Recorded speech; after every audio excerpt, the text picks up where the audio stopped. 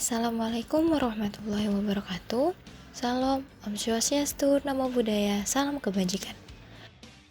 Kami dari kelompok 4, mata kuliah Pengantar Teknologi dan Bisnis Energi, Program Studi Teknik Lingkungan Universitas Pertamina 2020.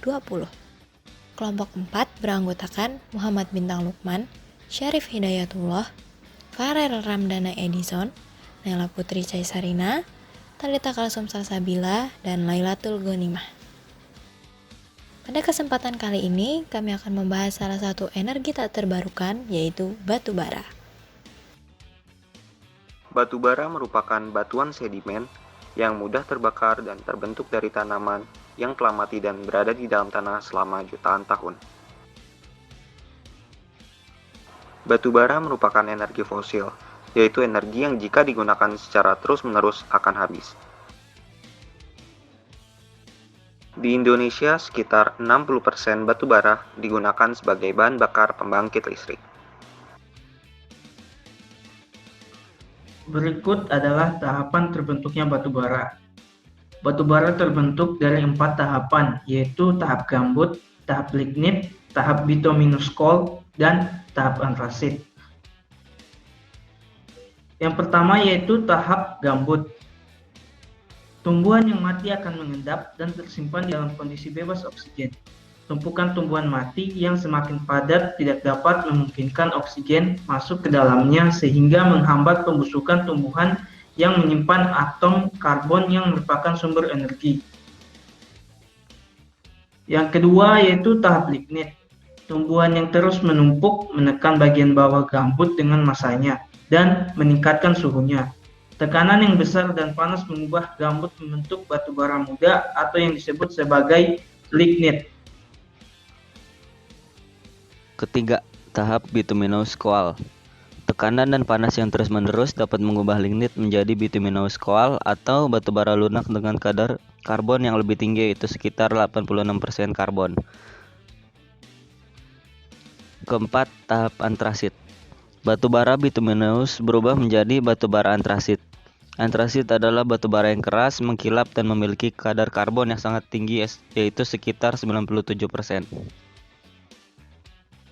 Berikut adalah proses penambangan batu bara. Pertama, penyelidikan umum. Penyelidikan umum dilakukan untuk mengetahui beberapa hal seperti keberadaan batu bara di suatu daerah, kondisi geologi regional, dan indikasi adanya mineral.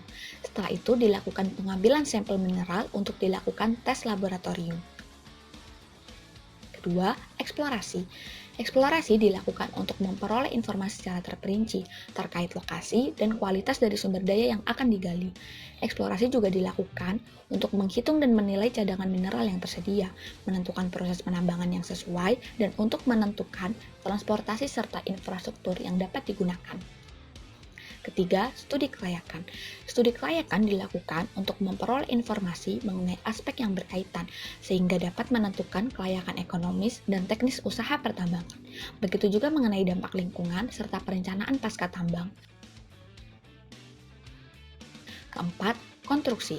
Konstruksi berkaitan dengan pembangunan seluruh fasilitas operasi produksi dan pengendalian dampak lingkungan seperti pembebasan lahan, pembangunan konstruksi jalan, jalur pengangkutan dan terowongan, konstruksi fasilitas pendukung, land clearing, serta pengusapan lapisan topsoil.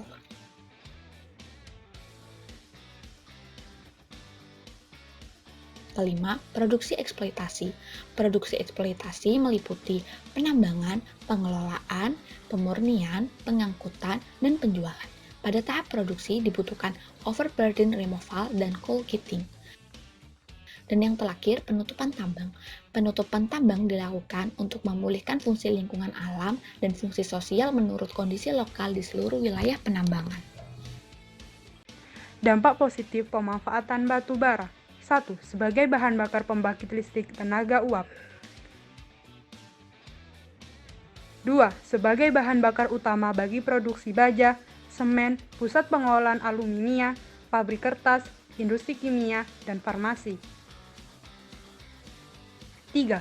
Produk-produk hasil sampingan batu bara dapat berupa sabun, aspirin, zat pelarut, pewarna, plastik, dan fiber. Dampak negatif pemanfaatan batu bara. 1. Pembakaran batu bara untuk PLTU menghasilkan limbah padat berbahaya dan beracun.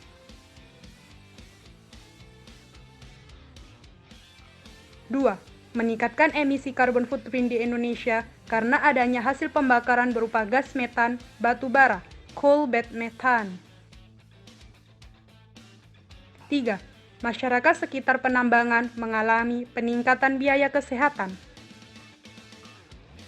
Pemanfaatan sebuah energi dapat menimbulkan dampak positif dan dampak negatif seperti pemanfaatan batu bara ini.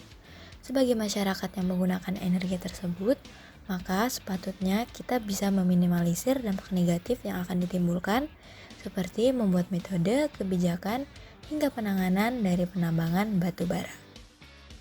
Berikut adalah beberapa referensi yang kami gunakan dalam video ini. Terima kasih dan sampai jumpa.